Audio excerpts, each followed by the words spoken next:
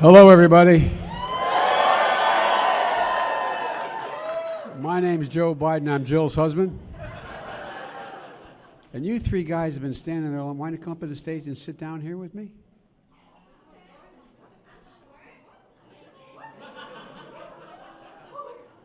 Why don't you just have a seat? It's easier. You can sit if you want.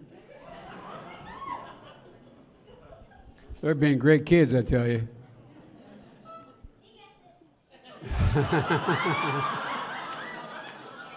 Well, I don't know. Well, folks, happy Hanukkah, everyone. On behalf of Jill, Doug, and Kamala, thank you. And Rabbi, Brianna, thank you for hanging out with me a couple weeks ago. And Michelle and Abigail, to all of you here, including so many friends, thank you for being part of this moment. Just over 2 months ago, Jill and I hosted the first ever high holiday reception at the White House. It was deeply meaningful, as something that we've always will remember. It felt what the Jewish proverb teaches. What comes from the heart goes to the heart. And it went to our heart, for real. It's never happened before in the White House. Tonight, we're honored to mark another new tradition we're establishing tonight. And that is the lighting of what will be the first ever permanent White House menorah. It will also be the first Jewish artifact in the entire White House collection. You know, Jill just described it, and I echo her gratitude to the incredible White House carpenters who made it. You all didn't really appreciate that, but I tell you what, guys, thank you for the love you put into it. You know, to celebrate Hanukkah, previous administrations borrowed a menorah with special significance of survival, hope, and joy.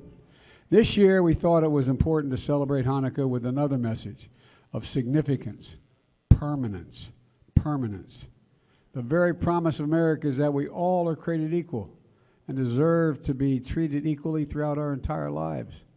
While we have never lived up to that promise, we've never fully walked away from that promise.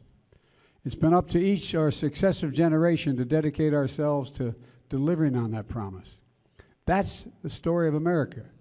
It's also the story of Hanukkah, a story of recapturing, restoring, and rededication of the Temple of Jerusalem, desecrated by the ancient Greeks. A timeless story of miracles, of small, courageous band of warriors fighting for their values and their freedom to defeat one of the most historically powerful empires.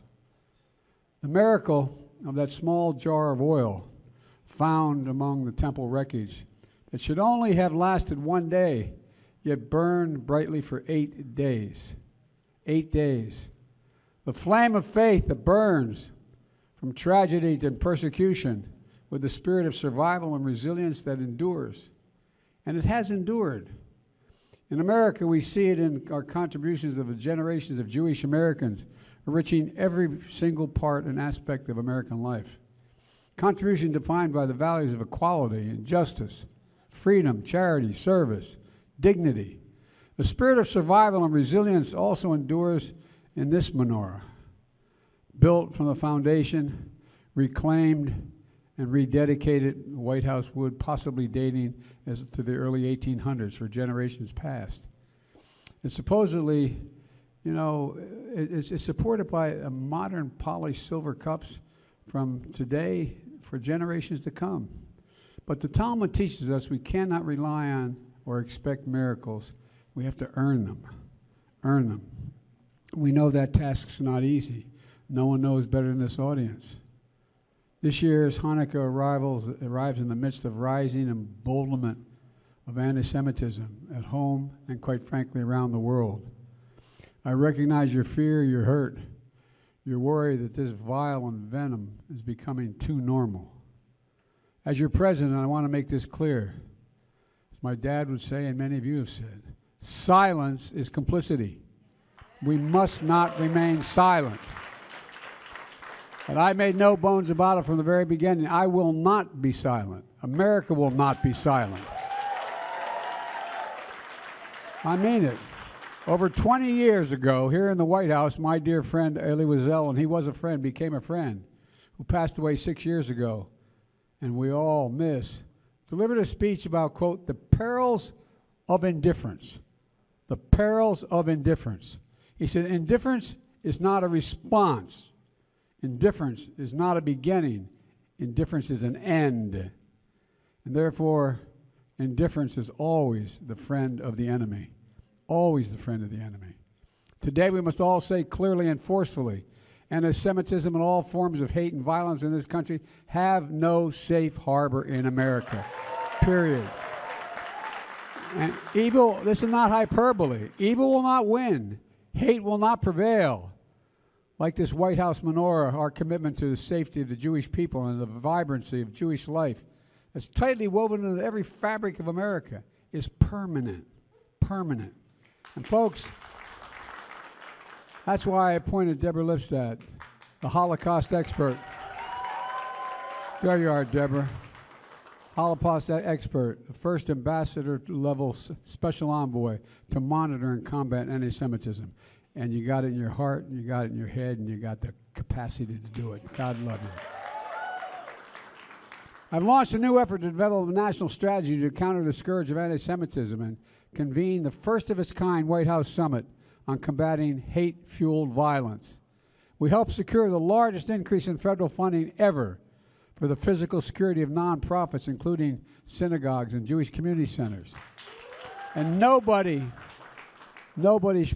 should ever fear going to a religious service or a school or walking down the street wearing a symbol of one's faith. Let me close with this. Just as we light one candle after another lesson from the Talmud is this. No matter what challenge we face, we've never stopped moving forward. Think about it. Never once have we stopped moving forward. We must rise in our faith and holiness, never decline. And as we do, let us also hold on to hope. As the Jewish proverb says, ever a glimmer of light, every glimmer of life can dispel much darkness, even a glimmer of light, I should say. That's why during this sacred season, I've never been more optimistic, and I mean this from the bottom of my heart. I've never been more optimistic about America, the future of America. In all of you, I see glimpses of light, and I mean it.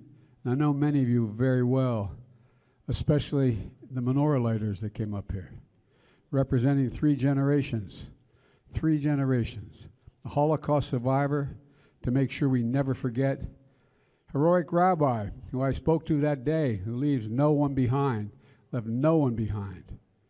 That's an interesting notion when you think about it, but it took a lot of courage. An ambassador who advocates for human rights, and the young granddaughter of the great Rabbi Abraham Herschel, who marched with Dr. King for the dignity of all people and inspired all of us to get involved in the civil rights movement. Kid, if my dad were here, look at you and kid, you got good blood. You got good blood. You know, your great-grandpa was amazing, an amazing man. He inspired my generation. My generation. That's how I got involved in public life. Not a joke. Not a joke.